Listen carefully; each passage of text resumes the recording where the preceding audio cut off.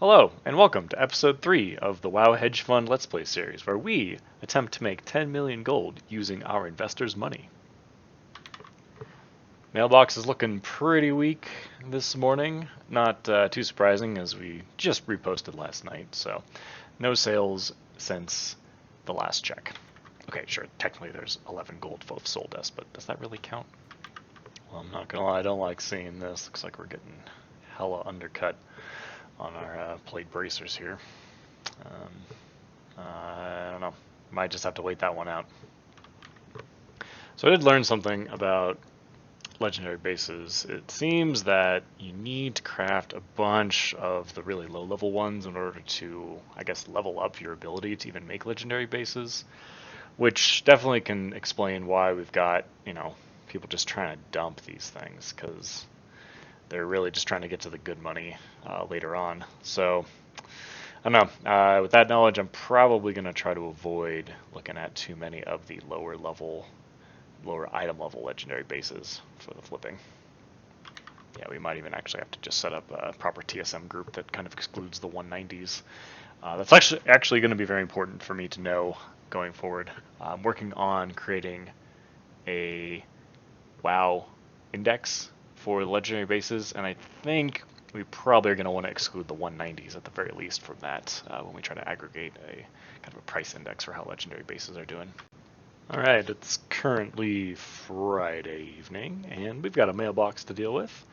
I bought some of these 200 eye-level leather wrists since the last time we checked in, so we're going to get those posted up, as well as collect all this gold. It's Saturday morning, and by the looks of that, we've got a BOE sale. Always love to see that. So we're going to get these all taken out, posted back up, and take a look and see if there's any other BOEs we might be able to buy. This is interesting. A couple of my BOEs looks like they've been bought out completely, because this is posting at normal price as well as the barkweave bracers. Wow, it's actually quite... Oh, this is because of the speed on it, I'm sure. As well as these guys. So I'm gonna go ahead and post up most of these. I am gonna check the speed these bracers, and do those manually just to make sure we're not screwing ourselves out of a sale.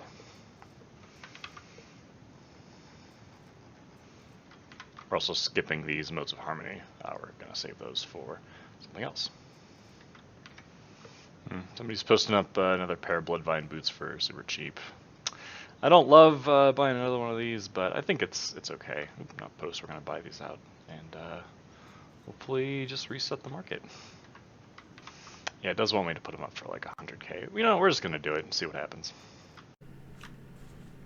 This week I managed to do my first gold boost of ever, and it went incredibly well. We'll definitely be talking more about this, and we'll definitely be seeing more about this in the future, as I have very high hopes for its potential. Well, it's Monday morning, and there's not really much looking good in the way of BOEs to flip at the moment. There was nothing in the mailbox this morning either, which is, sad, but it's a reality of gold making. So, I don't know. I'm going to try to search around for something interesting. We'll see how it goes. Hey, look at that. Somebody just turned into Nefarian's head. So we got the sweet Rally of the Dragon Slayer world buff on her bank tune. Heck yeah. Ghost Iron ore have come back down to something a little bit more reasonable. Still not really a price that I want to be buying in too much at, since we've got quite a bit in the bags still. But just something good to keep an eye on. Notice this a lot with herbs, especially. Somebody's got one herb posted way underneath. I mean, they're trying to bait people to post stuff super cheap, and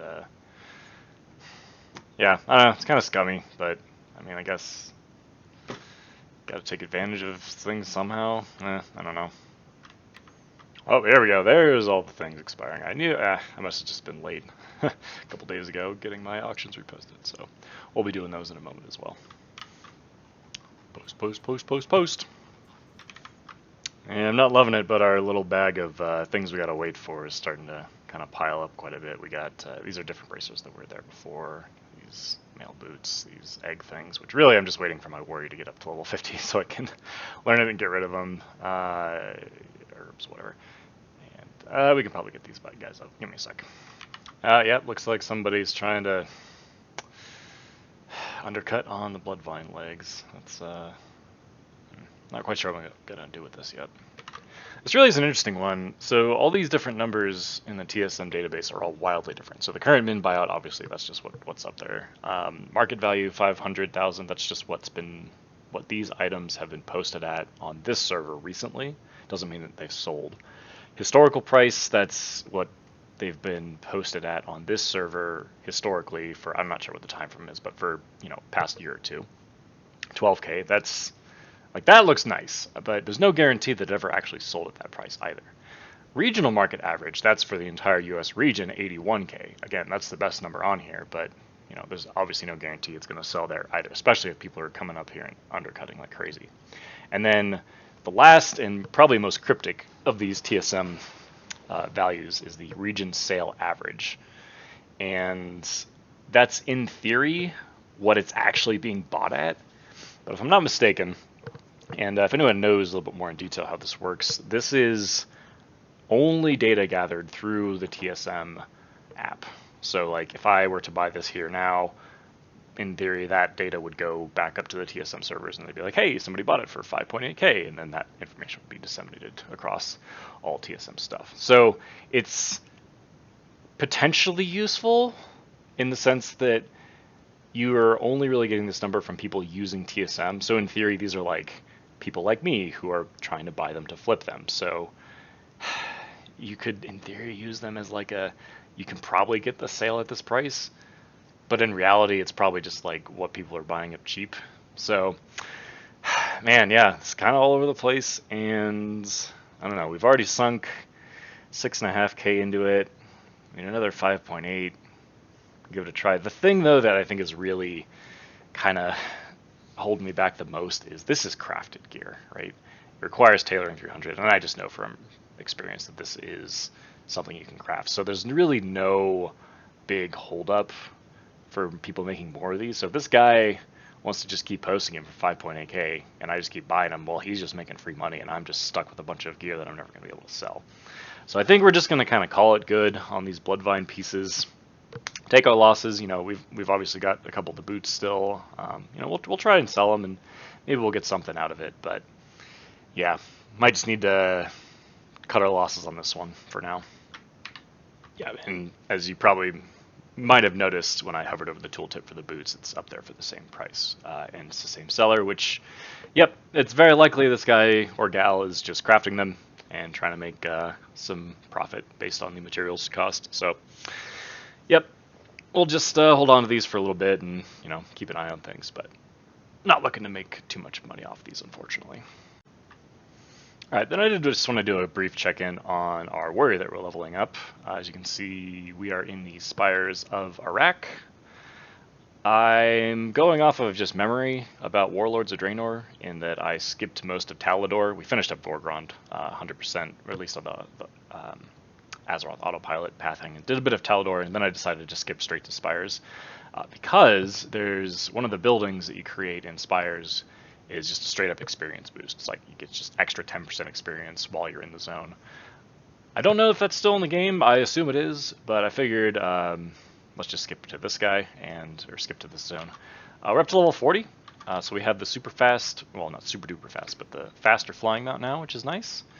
And yeah, things are coming along. I'm pretty excited for this character because I'm pretty much decided on alchemy and engineering to choose as professions once we get leveled up. Obviously, we're still rocking the herbalism and mining for leveling, just for a little bit of extra experience while we're running around picking things up and killing things. But yeah, alchemy, engineering, I think is a pretty good starter profession set for a character because the process of making a sky golem every month is very straightforward, especially when you have both those professions. All you need is just a ton of ghost iron ore, well, ghost iron bars, to make it happen. Obviously a bit of setup, and we will go into that eventually as well. But yeah, and then I'm looking forward to kind of branching out and exploring what other options those two particular professions might offer, because historically they're things that I haven't explored too terribly much. So yeah, I'm really looking forward to exploring how we're going to make a little bit of extra gold using those professions. Also, don't tell the add-on, but I'm totally gonna go grab this mining pick because, well, we do have mining, and having this thing in your inventory makes your mining faster. So, another great reason to go to Spires of Iraq as soon as possible, especially when you got fast flying.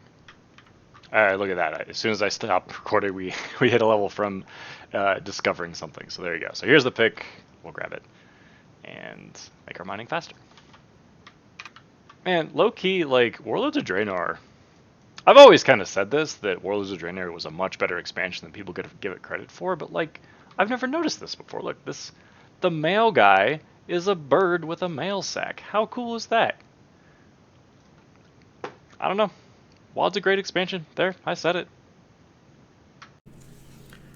We're back on the Warrior this morning. It's now Tuesday morning, getting some more levels. Seems like things have slowed down a little bit, but fortunately we are in the Spires of Iraq, which means we can get a 20% passive experience bonus. So that's pretty neat. Hopefully should speed things up. So pro tip for anyone that wants a neat little cosmetic for their garrison, in this little place over here, the little spectral area, there's this vendor, and if you buy this Bubble Fizz Buzzlet bubbly thing, it does something in your garrison. You can just put it in your bank, and yeah, then this dude just shows up in your garrison or something. I don't know. Who's your good boy? Or is that a good girl? I'm not sure. Well, it's Wednesday morning, and here we are once again taking a look at Ghost Iron Ore. It looks like, well, there's no nuggets up there. That's kind of funny. Not that we ever really look for those, but I did buy some because they were super cheap. 2 silver each. Anyway, we're going to keep looking around at a few things. This is maybe a little interesting. So it's only 14.5k to reset the market on Shaded Waitstone, which is just one of the weapon buffs that's available in Shadowlands.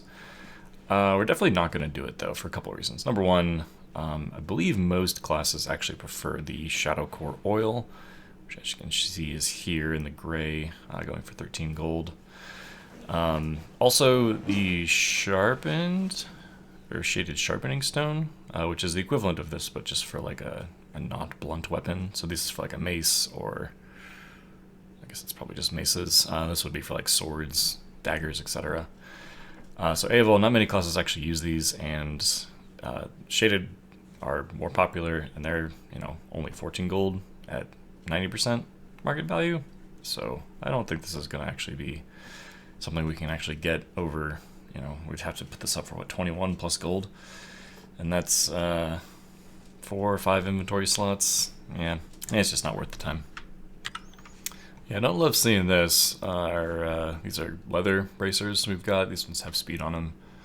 Ooh, price has tanked quite a bit, down to almost 20k. These ones are listed for 40k, which, you know, says it's market value because it's the ones with speed on it. Those aren't really going to command a premium as LFR gear. Well, maybe they will. Who knows? But yeah, it looks like this market's kind of going on the downhill side of things, because yeah, again, we've got a couple of the bags still that we bought for average price of 25k. It's definitely under that now, so we're going to be holding on to these for a little while. Alright, check it out. It took a bit of work, but I managed to create a little group for Legion BOEs. So I did promise we were going to do a little bit of new gold making stuff, and well, here it is. So this is interesting. A lot of interesting stuff here, actually. So the level on these guys is different now. That's got to just be a result of the level squish. Some of the stats are different too. Wow, that's kind of crazy. So I believe we're mostly looking at these old Legion BOEs for transmog purposes, but I had a little bit of a tip-off that these things are actually potentially selling. So I just wanted to make the group and just start having a look at things and see what could potentially be happening. Like, look at this. This guy's still going for 6 figures.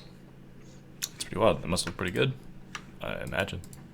Can't see any other reason. Oh, yeah, okay. I mean, anything that big and obnoxious is always going to command somewhat of a price, so I get it. Yeah, so I don't know if we'll be looking to buy any of these. I mean, this mail belt's pretty cool, too.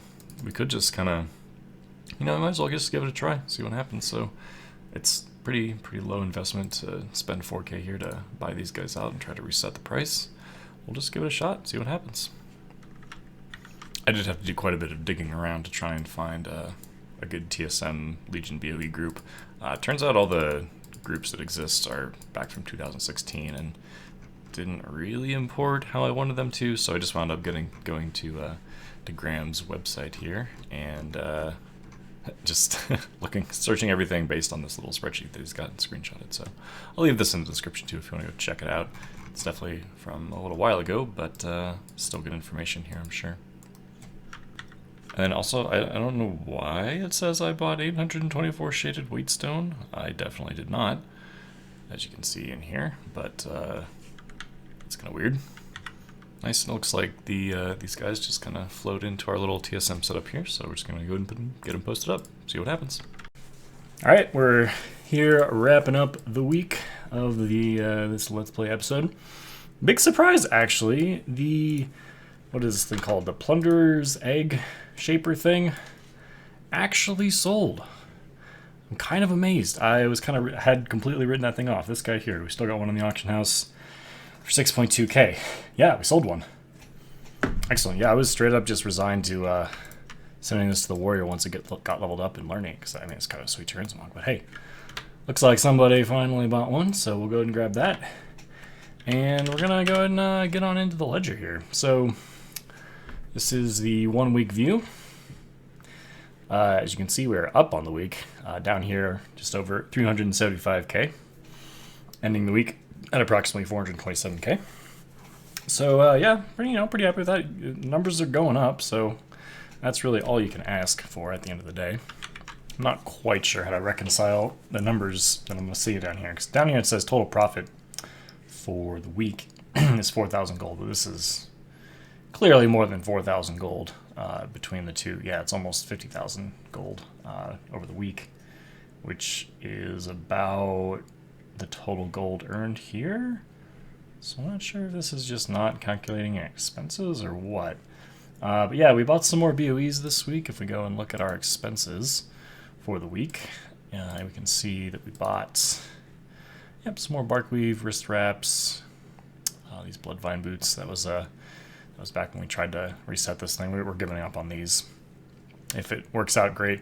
I just bought, actually this was just an hour ago. Bought some more plate gloves. This was a good price for it. We got those Legion BOEs, a couple of other just like random deals. Oh, this was on the warrior for leveling. That's not an auction expense. As for actual sales, we do only have the one BOE that's sold, 37,000 for the leather wrists. Everything else here, actually some random just BOE transmog things. Augment runes. These, I believe most of the rest of these were just donations from our investor. Alright, so we're ending the week on the warrior at level 42, working our way up there. It looks like, it kind of feels like as the levels go on farther and farther, it takes a little bit longer per level, which is to be expected. Definitely have some bags to get cleaned out. We'll deal with this at some point.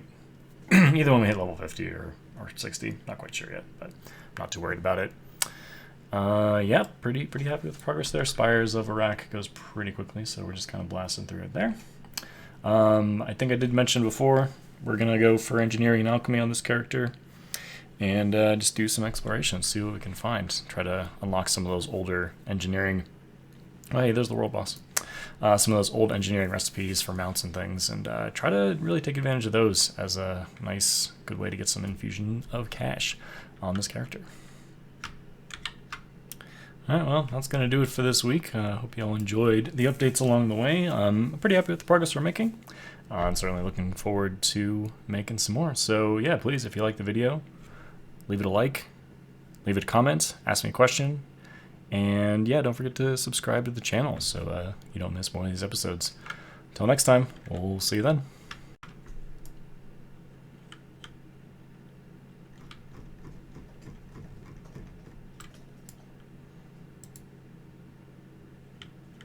Something doesn't add up here.